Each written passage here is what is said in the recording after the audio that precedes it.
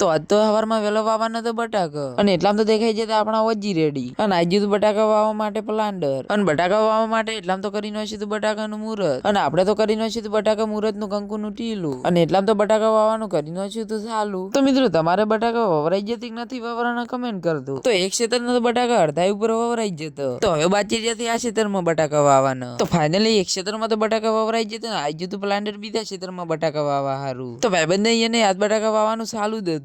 તો કાકો તો વાવતા હતા બટાકા. તો આપણા ક્ષેત્રમાં તો બટાકા વવરાઈ જતા આપણે તો પાવડો લઈને આવી જતા ખૂણા પૂરવા. તો હજી તો એક કોમ પટ્યું હોય ને બીજું કોમી આવી ગયું.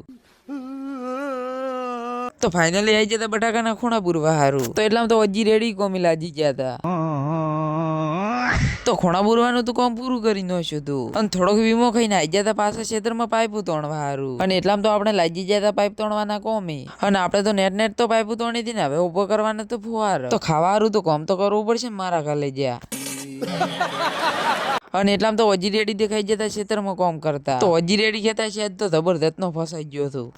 તો આપણે મહેનત તો રંગ લાવી દીધી ને આપણે કરી નો ક્ષેત્રમાં ફુવારો ઉભો અને એટલામાં તો આવી ગયું કાકાની એને બટાકાવાનું પ્લાન્ટ અને બટાકા વાવવાનું ચાલુ થઈ ગયું હતું. અને આપણી તો આજ તો ક્ષેત્રમાં હોજ પડી ગઈ હતી. અને આપણે તો ક્ષેત્રમાં આવી જતા એદના કાપવા હારું. તો આજ તો આપણું આખો દાડી કોમ પડી ગયું હતું તેલ. અને એટલામાં તો આટલો બધો એદના કાપવાનું કીધું હોય તો એ ગતું ઊભું જ ના રહેવરાય. તો પડી જઈ રાત ને આપણે ખાવા બીજું કઈ ના જતા આપણે ખાટલે. તો હમણાંથી તો સમરો બોલાઈ નોખે એવી પડે રીતે ટાઈટ. તો આજ તો બે ગુદડો ઉઠીને ઊંઘવું પડશે. તો આજના લોકમાં તો બસ આટલું લોક દો માટે લાઈક અને ફોલો કરતા જજો. હમણાં બીજા લોકમાં બધાને જય માતાજી જય દ્વારકાધીશ.